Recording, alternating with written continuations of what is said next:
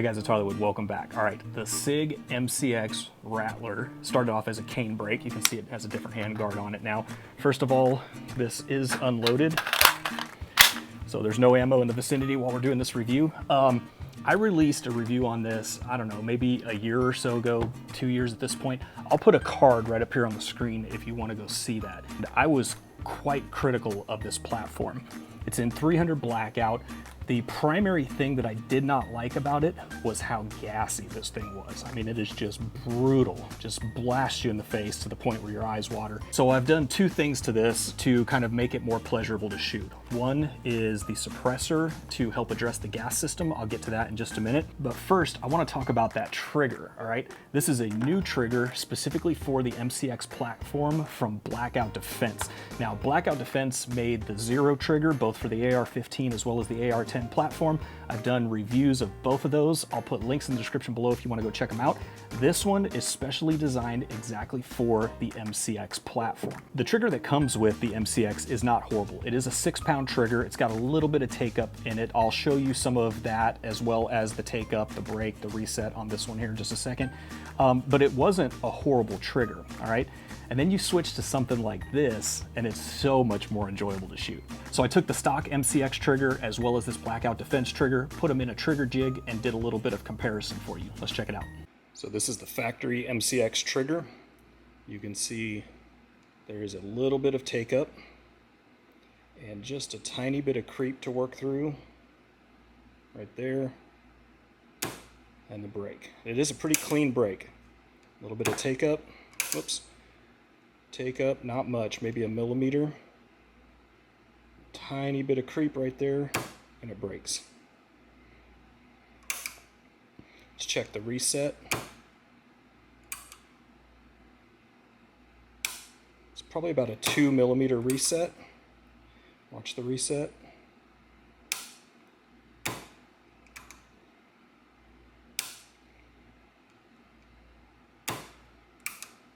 Let's check the pull weight on it. 5 pounds, 14.6 ounces.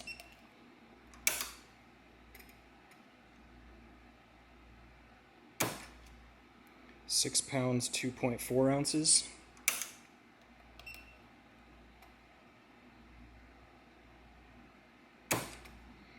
Six pounds, 1.4 ounces. So about a 6-pound trigger. Okay, the Blackout Defense Zero trigger for the MCX. There is no take up.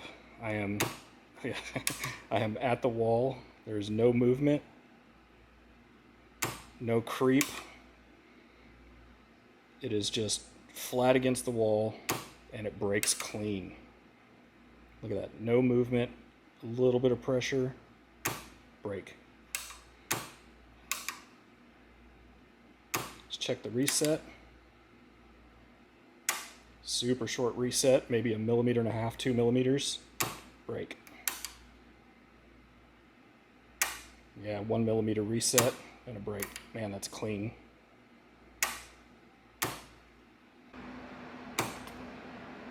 Four pounds, 10.3 ounces.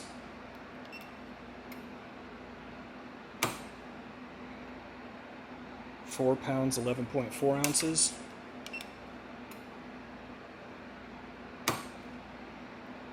4 pounds, 7.6 ounces. When you're shooting this, that reset's really nice. It's fast to reset. I have a little less than 100 rounds through this thing. I gotta go get more 300 Blackout. I've slacked on getting that. A little bit less than 100 rounds through this, and it's so much nicer to shoot. Now, let's talk about the gas system. This is a 5.5-inch 300 Blackout. When you shoot it suppressed, there is a lot of gas in the system, all right? And typically it was coming back out through this gas port. Your face is right next to it and it just bombards you. I can't imagine if you were a left-handed shooter catching that, like there's just no way, right? You can't do that being a left-handed shooter. So this is the Banish 30 from Silencer Central. But I recently took the Banish 223 on a prairie dog trip to Wyoming. Again, I'll put a card right up here on the screen if you want to watch that one. So as you see it here, this is the full 9-inch configuration, all right?